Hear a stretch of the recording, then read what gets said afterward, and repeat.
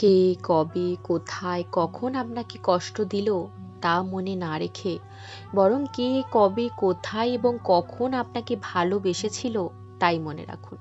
আপনাকে হাজার জন ঘৃণা করতে পারে, অনেকেই অপছন্দ করতে পারে, কিন্তু এসব যদি আপনি মনে রাখেন তবে এসব ভেবে কেবল কষ্টই পাবেন বইকি। দিন শেষে কারো মন থেকে ভালোবাসা পাওয়াটাও যে ভীষণ গুরুত্বপূর্ণ। আর এই ভালোবাসার কাছে হাজার জনের ঘৃণা কেবলই তুচ্ছ।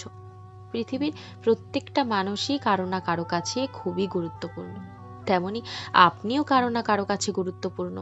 হাজার জনের ঘৃণাকে উপেক্ষা করে ঠিক একটা সঠিক মানুষের ভালোবাসাকে যদি মূল্যায়ন করতে পারেন, তবে আপনার কষ্ট কিংবা আফসোস বলতে কিচ্ছু থাকবে না। সেই একটা মানুষের ভালোবাসা দিন শেষে আপনার মনে প্রশান্তি এনে দেবে। তবে একটা অদ্ভুত ব্যাপার কি জানেন, আমরা মানুষগুলো শুধু ঘৃণাটাকেই মনে রাখি, ভালোবাসাকে নয়। ছোট্ট এই জীবনে কত মানুষ যে আমাদের নীরবে নিভৃতে ভালোবেসে যায়, সেই খবর আমরা কজন রাখি।